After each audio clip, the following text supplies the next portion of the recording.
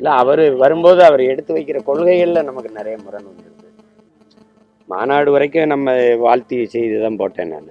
அவர் வரும்போது மறுபடியும் அதே திராவிட சித்தாந்தம் அதை எடுத்துக்கிட்டு அப்புறம் அதில் ரொம்ப கொடுமையானது தமிழ் தேசியமும் திராவிடமும் தமிழ் தேசியம் ஒன்றுன்னு சொல்ல. அதுதான் திருப்பி திருப்பி இது என்னடா கொடுமையா இருக்குது அப்படின்னா, அப்போ வீட்டுக்கோழிக்கு காட்டுப்பூனை காவலான்னு வந்துடுது. எதிரெதிர் சித்தாந்தம் கொண்டது அது இந்தியம் திராவிடம். அதிலிருந்து நேர் எதிரான கோட்பாடை கொண்டது தமிழ் தேசிய அந்த அரசியல் கோட்பாடு. அது ரெண்டும் ஒன்றாகும்னு சொல்ல முடியாது.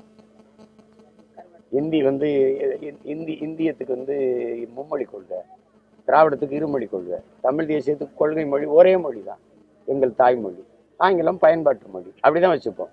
அப்போ இதில் ரொம்ப மாறுபாடு இருக்குதுல்ல.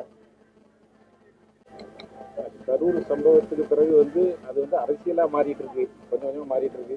இப்போ கூட்டணிகள்லாம் இன்னும் மாறும்போது நாம் தலைமையோட நிலைமை நிலைப்பாடு ஒரே நிலைப்பாடு தான். நான் தனித்து தான் போட்டிடுறோம்.